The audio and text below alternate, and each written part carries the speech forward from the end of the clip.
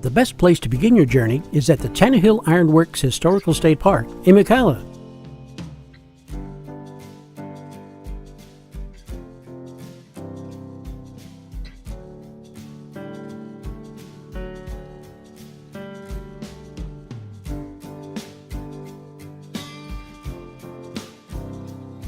Here you'll find the Alabama Iron and Steel Museum.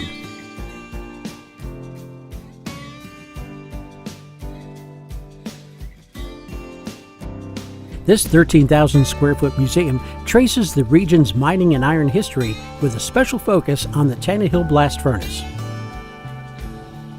Inside you'll see armaments from the Civil War that was made from Tannehill steel.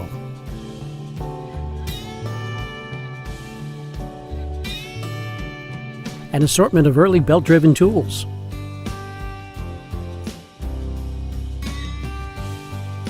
And one of the oldest steam engines remaining in the country. Once you're done visiting the museum, it's time to hit the trail. There are several hiking trails at Tannehill that will take you back in time to the 1800s. The Iron Road Trail that takes you along the banks of Roops Creek that once powered the Tannehill blast furnace. The Slave Quarters Trail, where the homes of the slaves who helped build the furnace once stood. And the old slave cemetery where simple, nondescript stones mark the graves. And of course, there's the highlight of your trek, a visit to the reconstructed Tannehill furnace itself.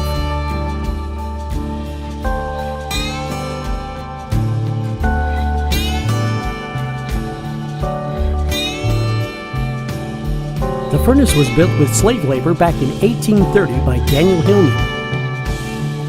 Following Hillman's death, the furnace was purchased by local farmer Ninian Tannehill.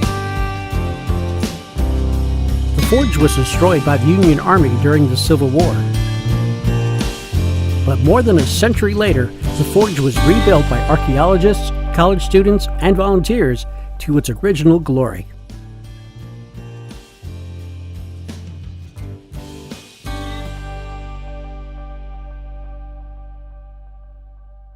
One of the key ingredients for making iron is hematite, or iron ore.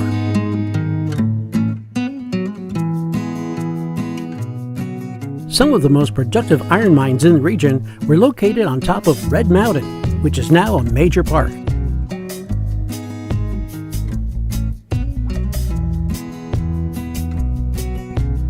Most of the 15 miles of trails at Red Mountain Park have a red hue to them, a visual reminder of the mountain's mining history. Scattered about the mountain, you'll find long dormant mines, sealed off for obvious safety reasons with cement.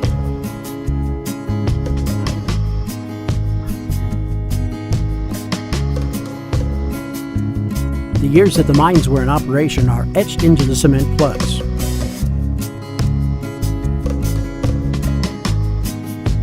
You will also visit the Redding Hoist House that once hauled ore to the surface from the mine. It's a beautiful example of mission-style architecture.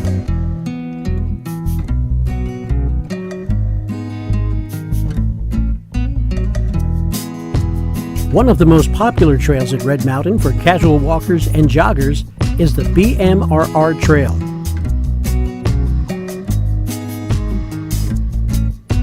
This path was once part of the bed where the Birmingham Mineral Railroad line once ran, hauling iron ore from the mines to the area's furnaces.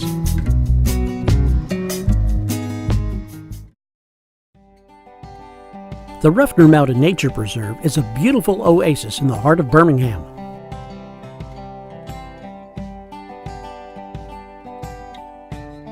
Not only for exploring nature, but also the mining history of Birmingham.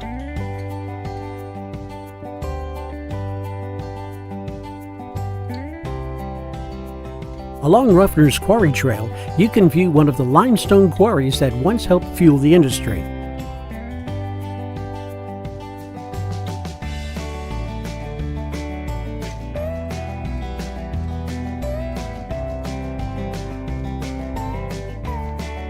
A real highlight of your trip to Ruffner Mountain is a hike along the Crusher Trail. As you walk down off a ridge, you'll see an object slowly rising out of the forest.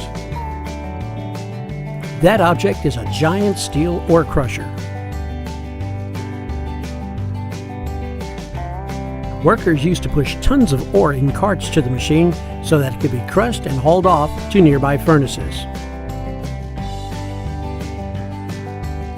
Just behind the crusher, you will find one of the mountain's mines and other remnants of Ruffner's mining history.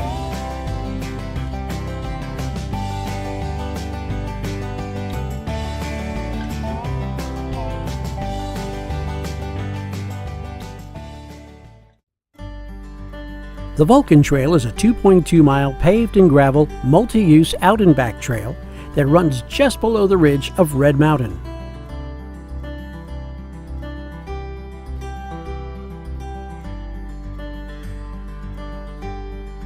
The trail starts just below the statue of the Roman god of fire and the patron saint of metalworking, Vulcan, an appropriate symbol for the city's steel history. The footing of the Vulcan Trail was once the route of the old Birmingham Mineral Railroad, BMRR, which opened in 1884. As we mentioned, the BMRR line connected forges and mines throughout the region. Along the trail, you'll have a few nice views of Birmingham and a look at stone trestle supports, the only remnants of the mining trains that once traveled this route.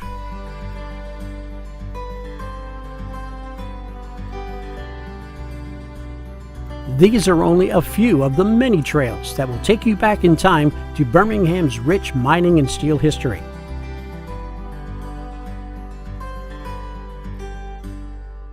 There are many more to explore, including Tannehill's sister, the Bibb Furnace,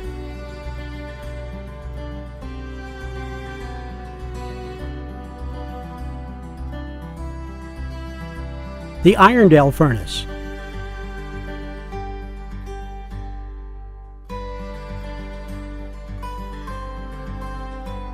and the enormous steel mill known as Sloss.